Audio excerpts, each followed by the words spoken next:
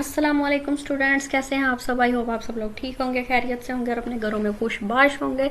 तो आज मैं लेके आई हूँ आपका नया टॉपिक केमिकल फॉर्मूला। ठीक है, 6.5 है, लास्ट, ये इस चैप्टर का लास्ट टॉपिक है और इसके बाद ये चैप्टर कंप्लीट हो जाएगा और अगला चैप्टर हम स्टार्ट करेंगे। तो ये वाला जो टॉपिक है ये है केमिकल फॉर्मूला, इसको आज हम स्टडी करेंगे। ठीक हो गया, तो बिना वक्त ज़ाया किए रीडिंग स्टार्ट करते हैं। अ chemical formula represent the composition of one molecule of chemical compound. Chemical formula basically क्या है कि किसी भी एक मॉलिक्यूल की कंपोजिशन को शो करता है। ठीक है, it contains the types and number of atoms of each type of element present in it. इसके अंदर क्या होता है कि एटम्स की टाइप्स और उसके नंबर्स जो होते हैं इसके अंदर प्रेजेंट होते हैं। Number of atoms of that element is written at the bottom right hand corner. जो कोई भी जो एलिमेंट है उसके अंदर कितने नंबर ऑफ एटम्स प्रेजेंट हैं उसको हम उसके सिंबल के बॉटम राइट हैंड कॉर्नर पे लिखेंगे। ठीक है, उसके सिंबल के। The chemical formula for an oxygen molecule is written as O2। ठीक है, फॉर एग्जांपल ऑक्सीजन है हमारे पास, उसके अंदर नंबर ऑफ एटम्स कितने हैं, 2 हैं। ठीक है, तो O2 हम लिखेंगे इसको, इसके सिंबल के बॉटम राइट कॉर्नर में इसके नंबर ऑफ एटम्स लिखेंगे इस तरह से। ठीक हो गया, ये बात आपको समझाना चाह रही हूँ। It shows N oxygen molecule is made of 2 oxygen atoms.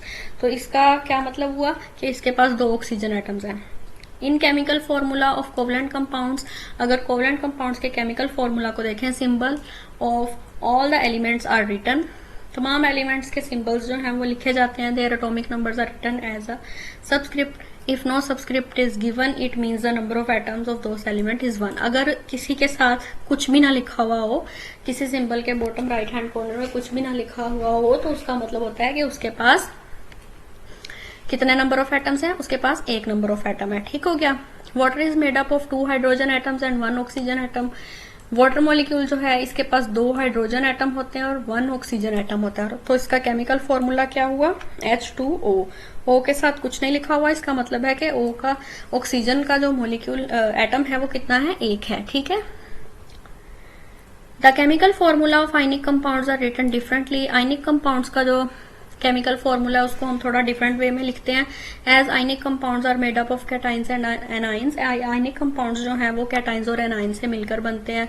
They are represented by these ions and their valency numbers. उनको उनके आइंस से, उनके वैलेंसी नंबर से रिप्रेजेंट किया जाता है। For example the chemical formula of sodium chloride is NaCl।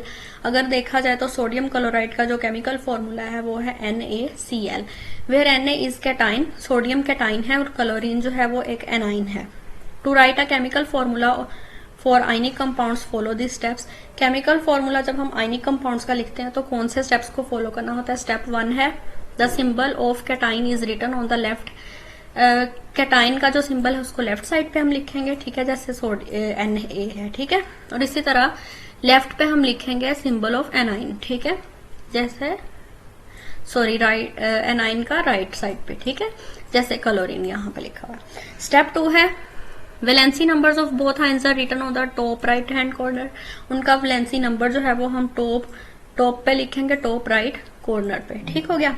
Valency numbers of both ions are interchanged with each other and their signs are omitted. Valency numbers जो होते हैं वो एक दूसरे से चेंज हो जाएंगे। ठीक है, और उनके साइंस जो हैं वो ओमिट हो जाएंगे। Sometimes brackets are used in chemical formula.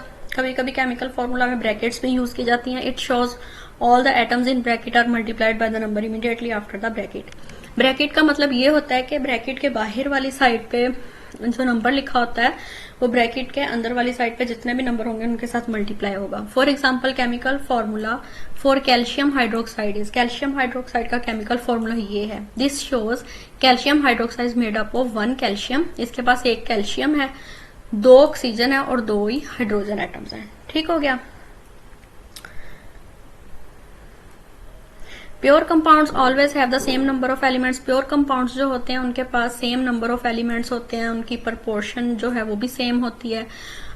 ये कोई बात मैटर नहीं करती कि वो कितना प्रोड्यूस हो रहे हैं, कितना पैदा हो रहे हैं, लेकिन उनके नंबर ऑफ एलिमेंट्स जो हैं वो सेम रहते हैं। ठीक है, तो इसको हम लॉ ऑफ कांस्टेंट कंपोजिशन भी बोलते हैं। यहाँ तक आज का हमारा टॉपिक था। बहुत इजी था। आई होप सो इसमें कोई कंफ्यूजन नहीं होगी। कोई क्वेश्चन आप कमेंट करके मुझसे पूछ सकते हैं। अगर आपको मेरी वीडियो अच्छी लगी हो तो लाइक करें और मेरे चैनल को सब्सक्राइब करना मत भूलें। इंशाल्लाह अगली वीडियो में मिलेंगे, तब तक के लिए अपना बहुत सारा ख्याल रखिएगा। अल्लाह हाफिज।